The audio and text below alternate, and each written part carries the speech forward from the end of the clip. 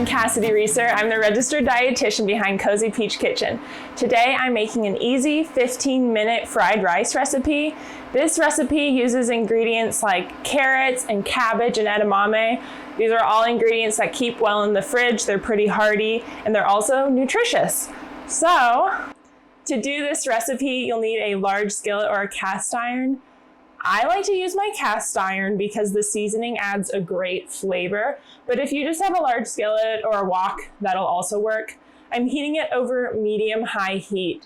That way the oil will get nice and hot and all of the veggies will get nice and brown. So to start, I'm actually using sesame oil instead of olive oil or canola oil. But if you don't have sesame oil, those oils will work fine.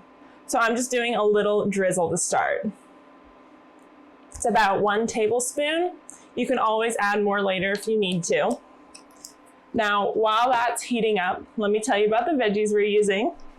So edamame, one of my favorites. I keep a frozen bag on hand at all times. It's great as a snack, great in stir fries, and it's a good source of vegetarian protein.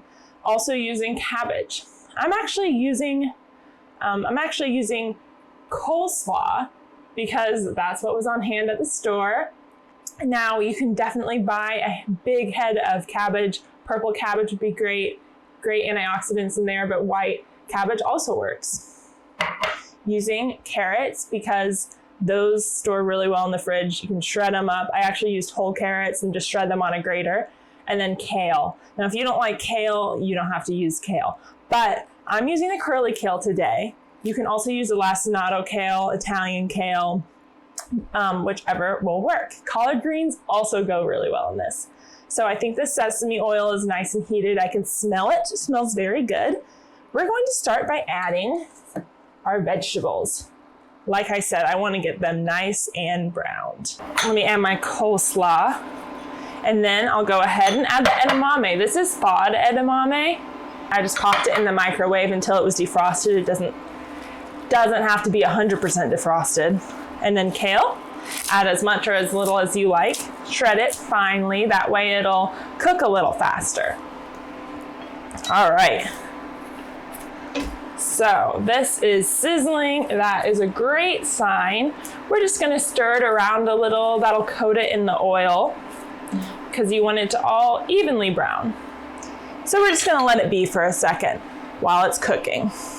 The carrots and cabbage are gonna cook just long enough to soften. They're still going to be a little crunchy, which I like, but if you don't like that, you can cook it another 5 minutes. It may not be a 15-minute fried rice, but it will still be very quick. Now, while those are sauteing, let's go ahead and talk about the sauce. I'm using soy sauce and nutritional yeast, 2 pantry staples of mine. Super flavorful. They have that umami flavor, which basically just means savory. I usually use reduced sodium soy sauce, but in this case, I'm using the full-blown sodium soy sauce. It has more depth to it. And since we're not adding any extra salt, it's okay. I'm adding that sodium. But if you're looking for something a little less salty, you can always do the less sodium soy sauce. And nutritional yeast is an all-time favorite. It just adds some body to the recipe and it gets a little crunchy when it's sauteed. All right, I can tell it's getting nice and sauteed now because the kale is getting a deeper green and everything is softening. Now we're not gonna stop sauteing this until some of the edamame gets that light brownness. It may get more brown in a cast iron skillet, but you'll still see some change in color in a regular skillet. All right. Now, the most important part, of course, is the rice. I use just plain long green white rice. You can use basmati. You can actually use brown rice. It really depends on your preferences. But I like to use the white rice when it's actually left over. When it's left over, it fries up a lot better. It's cold when it goes into the skillet, which prevents it from getting mushy. Now, if you don't have leftover white rice, that's fine. It's still gonna be a delicious dish. But if you think you wanna make this tomorrow, go ahead and make some rice tonight. I make it in my Instant Pot really quickly. You can make it on the stove, just make it on the stove, transfer it to the fridge, use it the next day. Or sometimes if I'm making white rice for a recipe, I'll just go ahead and double it. That way I have extra rice in the fridge that I can use all week long in quick recipes like this.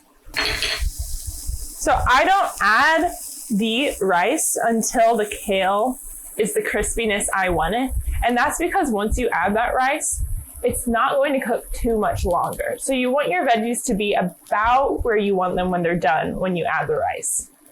As you can see, I went ahead and I added that rice, that soy sauce, and nutritional yeast. I just drizzled the soy sauce and yeast on top, coated the white rice with it, tossed it a couple of times with the spatula to make sure it was well combined. And now it's been cooking for a couple of minutes and things are starting to get nice and brown and crispy, just like we want it to be. It looks like it will be done in a couple of minutes.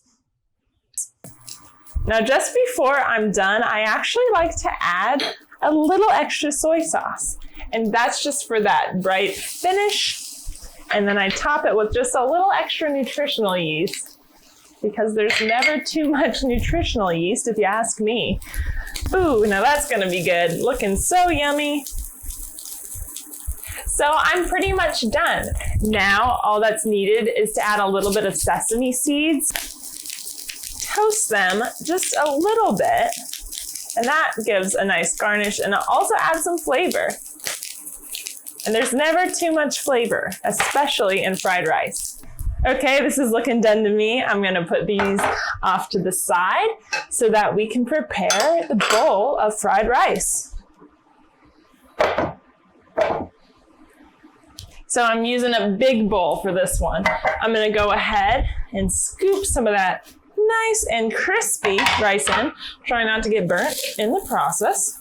Oh yeah, you can see now it's really crisping up, which is just what we wanted. Almost blackened. I mean, if you don't like it blackened, you don't have to cook it this long, but I think that little crunch adds something extra. All right, so we have that delicious bowl, if you can see, and we have some sesame seeds on there already, but I'm gonna go ahead and add just a little more for serving. And like I said, some freshly ground black pepper, even some red pepper flakes if you want some spice. But most importantly, I'm going to go ahead and add some fresh green onions. Now these add a nice crunch. If you don't like fresh onions, you could have sauteed these in there with the rice and everything else. You could also use red onion or yellow onion. It's really up to you. All right, really excited to try this.